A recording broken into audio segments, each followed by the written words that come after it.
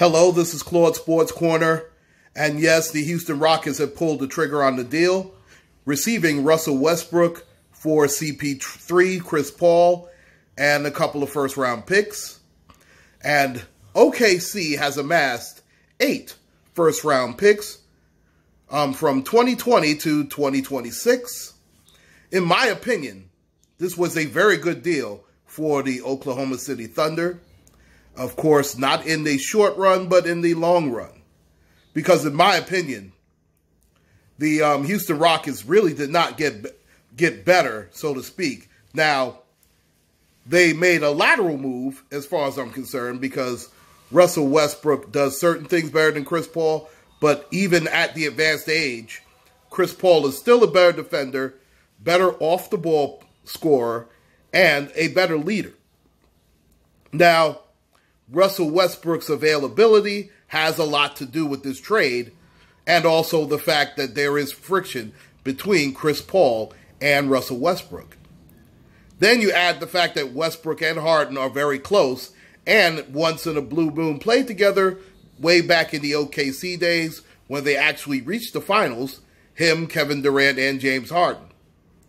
But it was a different James Harden. James Harden will be the star of this show.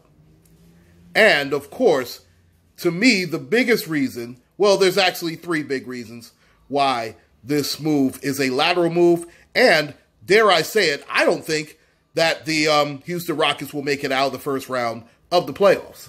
There are 3 reasons why.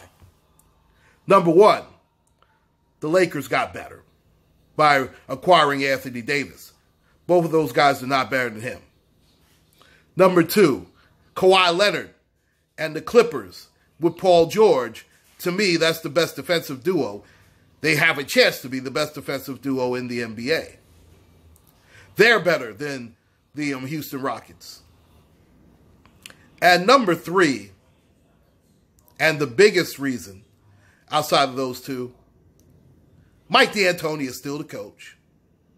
As long as Mike D'Antoni coaches the Houston Rockets, they will go absolutely nowhere. And if you notice, Mike D'Antoni's teams do worse every single year. 2 years ago was the Western Conference Finals. Last year was the Western Conference Semifinals. This year, and book it, they will make the playoffs, but they're going to get bounced in the first round. And I don't care who they play. Because, see, Russell Westbrook and James Harden are essentially the same player at this stages of their careers.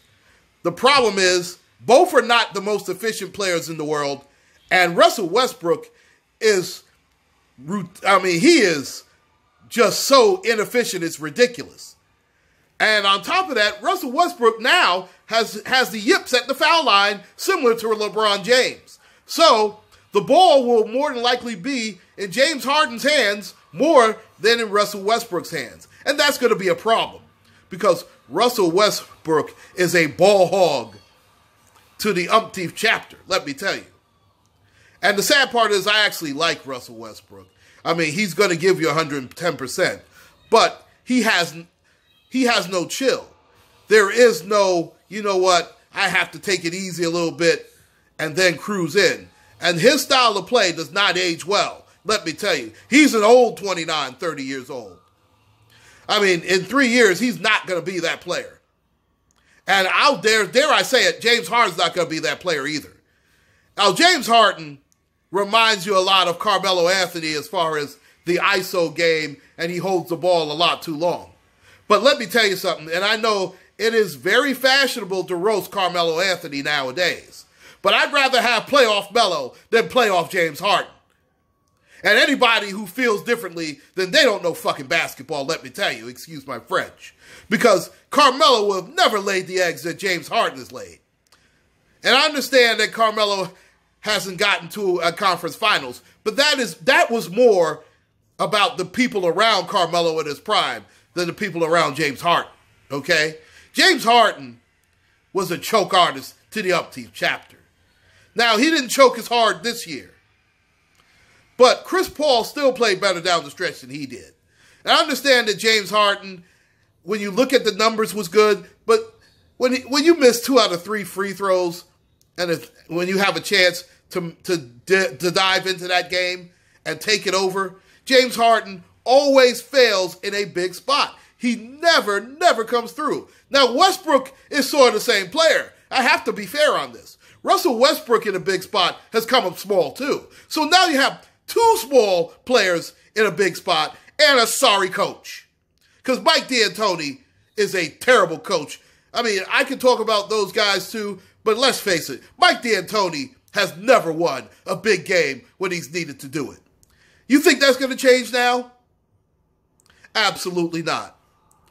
But OKC amassing all those draft picks, and let me tell you, by the time those draft picks come to fruition, which will be 2024 and 2026, the Houston Rockets will be a bottom feeder team by that time. I don't think James Harden or Russell Westbrook will be in the league.